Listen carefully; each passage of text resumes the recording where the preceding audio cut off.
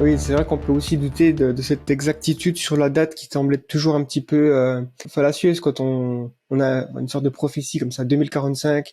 D'ailleurs, je crois que Kurzweil est en train de travailler sur un nouveau livre qui va s'appeler, je crois, La singularité is nearer. Donc, elle est encore plus proche que ce qu'on pensait. Oui, oui, il passe son temps, bah oui, il flippe un peu, hein, parce qu'il vieillit, donc ça serait bien qu'elle arrive un peu plus vite, sinon, parce que ça serait con de mourir 10 ans juste avant, 10 ans avant ou 5 ans avant que, ne Ouais, serait-ce que l'extrême longévité soit mise au point, tu vois. Donc il est un peu pressé, je le comprends, hein, je sais pas, il doit pas être beaucoup plus vieux que moi, et effectivement, il y a des chances que nous ne fassions pas partie de ceux qui vont connaître cet étrange moment merveilleux, mais qui est un peu trop beau.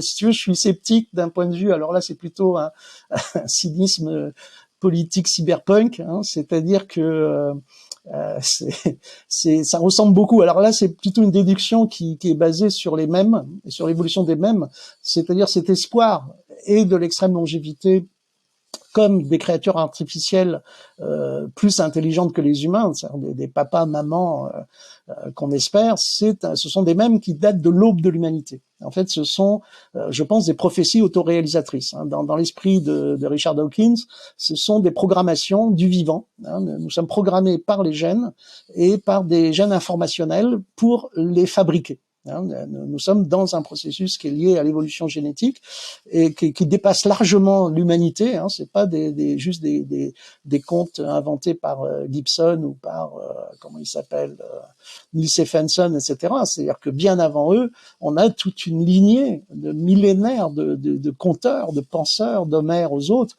qui racontent les mêmes histoires. Et quand tu reviens dans l'histoire, tu t'aperçois que la plus ancienne mythologie dont l'humanité a des traces écrites, donc là on est dans un rapport scientifique, hein, on a la trace écrite qu'à telle époque, donc moins 2500 ans, on se racontait telle histoire, qui est l'épopée de Gilgamesh.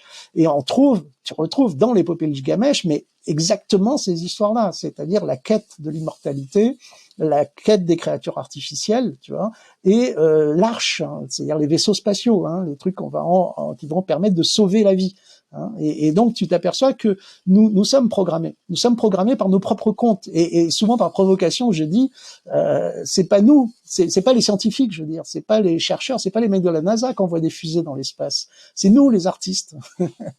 C'est-à-dire que c'est nous les artistes depuis des millénaires qui racontons des histoires d'arches, de voyages dans l'espace, de quitter la planète, etc. Et en fait, nous générons, comme Moore, nous générons des prophéties autoréalisatrices, c'est-à-dire que nous générons des programmes cognitifs qui rentrent dans l'esprit des gens et des scientifiques, et l'humanité essaie de réaliser ces quêtes.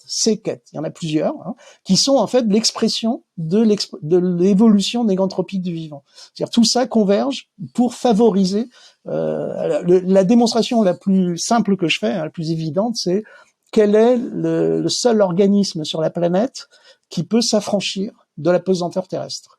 C'est-à-dire le vivant est sorti du microcosme pour aller vers le macrocosme, il est sorti de l'eau pour aller sur la Terre, il a grandi, il grandit, et puis il arrive à une frontière qu'il peut pas dépasser. C'est la frontière de la pesanteur terrestre. Hein, il est bloqué. Hein, il n'y a pas d'arbre, je dis souvent, il n'y a pas d'arbre entre la Terre et la Lune.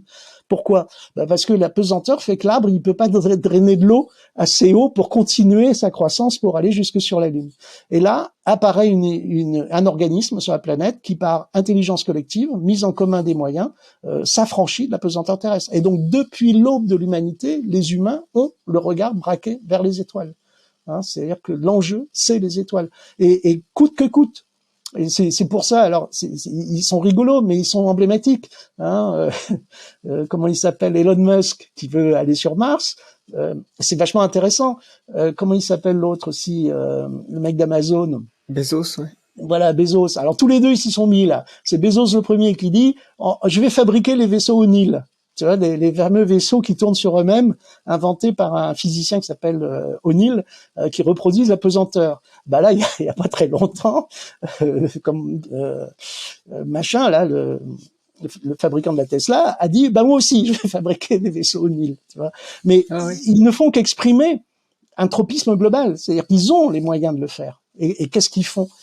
Puisqu'ils ont les moyens de le faire, ils s'attaquent aux plus anciens même de l'humanité, les plus profonds, l'immortalité Google, donc Larry Page, etc. C'est l'immortalité, c'est la quête d'immortalité, c'est un des plus anciens même.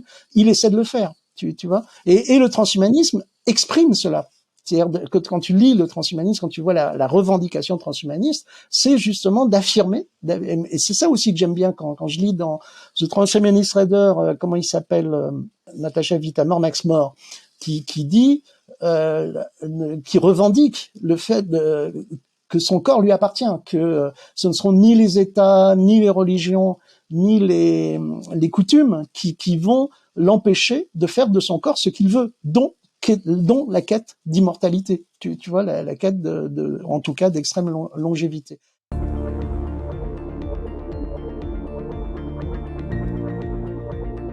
Le podcast Humain demain.